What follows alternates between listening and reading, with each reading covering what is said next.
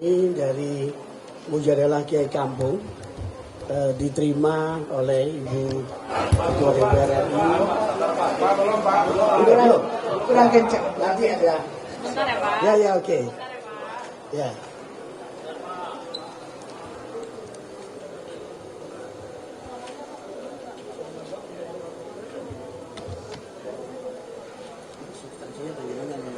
Aku cuma mengantar aja bidangnya. Enggak apa-apa. Sudah. Yang ahli tadi, Ya, ahli apa? yang ahlinya tadi menyebutkan apa? Yang khusus bidangmu tadi. Ya, sudah. Terima kasih rekan-rekan pers. Assalamualaikum warahmatullahi wabarakatuh. Selamat sore dan salam sejahtera.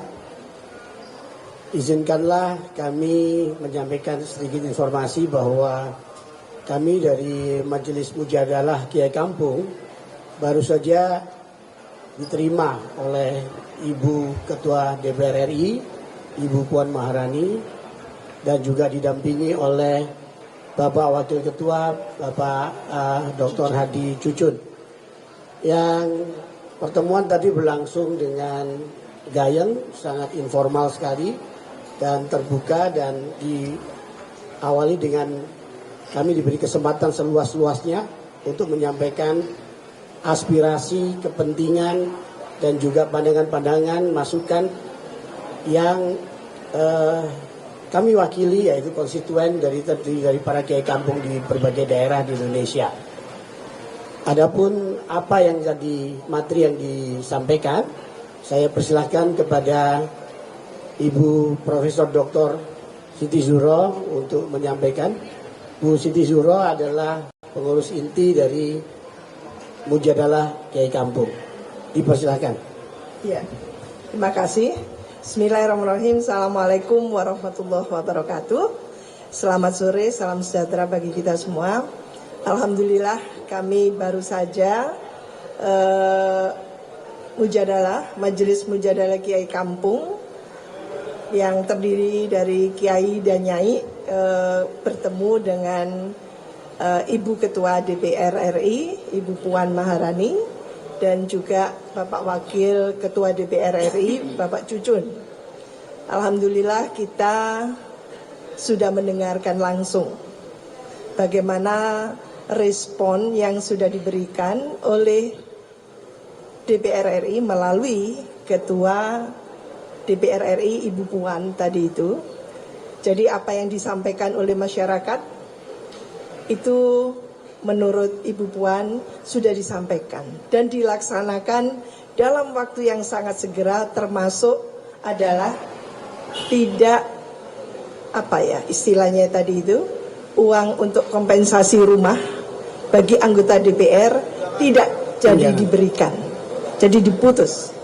Dan kunjungan ke luar negeri untuk anggota dewan tidak ada lagi, kecuali mungkin atas nama ketua, mewakili ketua DPR RI, itu masih dimungkinkan. Tapi yang lain tidak ada lagi.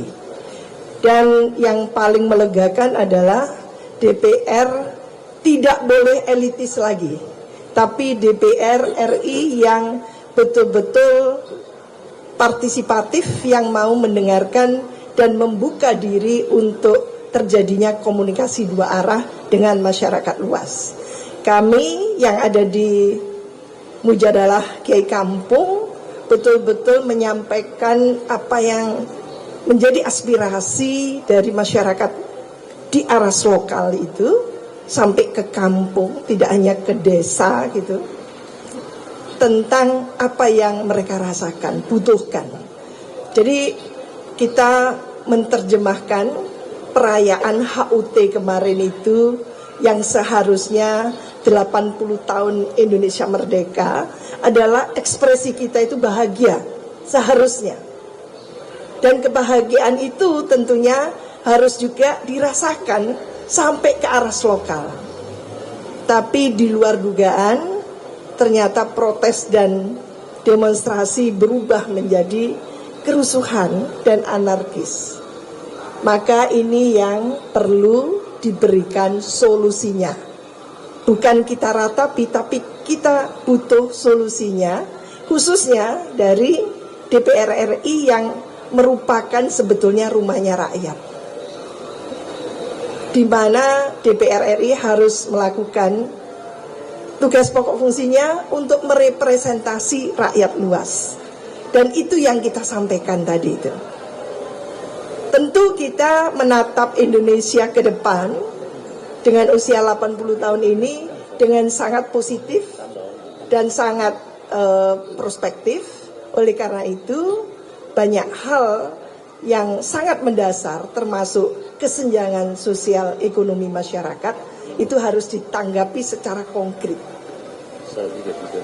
Pasal 33 Konstitusi kita, Undang-Undang Dasar 1945, ini yang juga sudah sangat disampaikan dengan baik, eksplisit ya, terang benderang oleh Bapak Presiden Prabowo, itu juga harus disahuti oleh DPR RI. Nah ini pasal 33 Konstitusi kita mengamanahkan bahwa kekayaan sumber-sumber atau kekayaan alam Indonesia dikelola sebesar-besarnya untuk kemanfaatan rakyat. Nah, ini yang harusnya diimplementasikan tanpa adanya distorsi-distorsi, penyelewengan dan pelanggaran-pelanggaran, sehingga masalah kemiskinan, penduduk kita yang miskin, jumlah stunting yang tinggi, itu juga bisa diatasi, diberikan solusi, bukan diberikan jargon-jargon kosong politik gitu ya, tapi lebih ke bagaimana mengkonkretkan sebesar-besarnya untuk kemanfaatan rakyat itu dengan otoritas negara gitu kan, harusnya bisa dikelola dengan baik. DPR melakukan fungsi yang pengawasan yang konstruktif gitu, ketika itu tidak dilakukan oleh katakan gitu ya, eksekusinya di pemerintah. Ya ini antara lain yang kita harapkan tadi kita dorong agar solusi terhadap pasal 33 konstitusi kita itu konkret. Jadi tidak hanya dinarasikan tapi juga dikawal secara ketat oleh DPR RI. Itu yang pasal 33 karena memang sebetulnya ada perasaan kolektif yang luar biasa dari masyarakat untuk mengatakan kesenjangan ekonomi tadi itu. Kesengsaraan rakyat saat ini harus diatasi secara serius. Baik itu oleh cabang kekuasaan eksekutif yang mengeksekusi gitu ya, maupun DPR sebagai lembaga legislatif.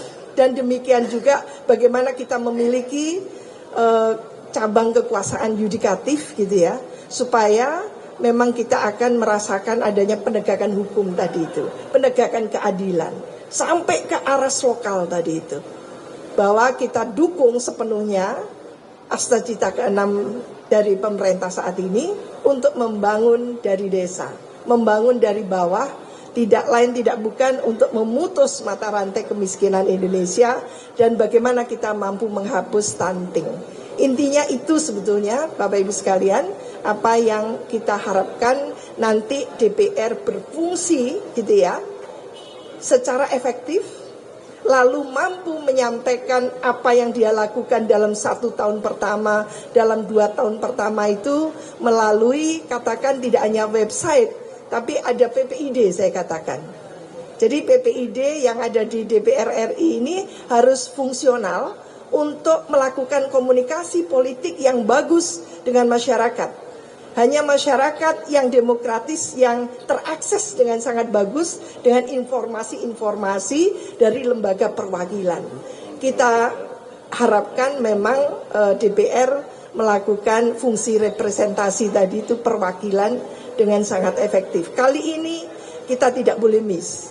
Civil society, semua media, hand in hand, kampusnya, semua intelektual, profesional, kita semua bahu-membahu untuk menopang, mendukung terwujudnya satu pengawasan yang efektif kepada terhadap pelaksanaan eksekusi yang dari pemerintah maupun pengawasan yang konstruktif yang harusnya dilakukan oleh DPR RI.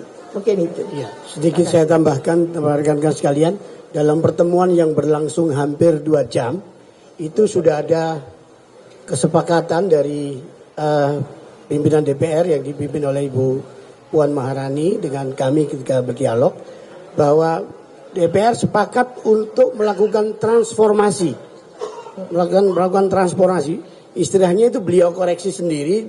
Semula kami usulkan itu reformasi dalam konteks komunikasi, kinerja, kontrol dan seterusnya. Beliau bilang jangan reformasi tapi transformasi.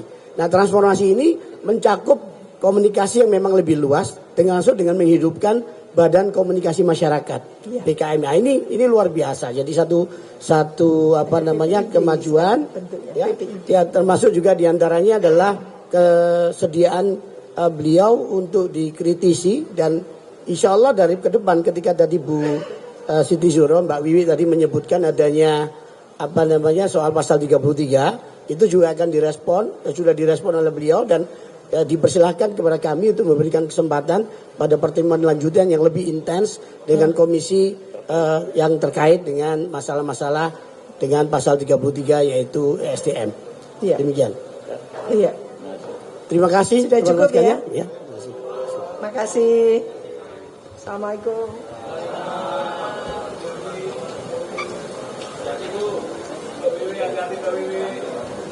Kok tahu saya dua?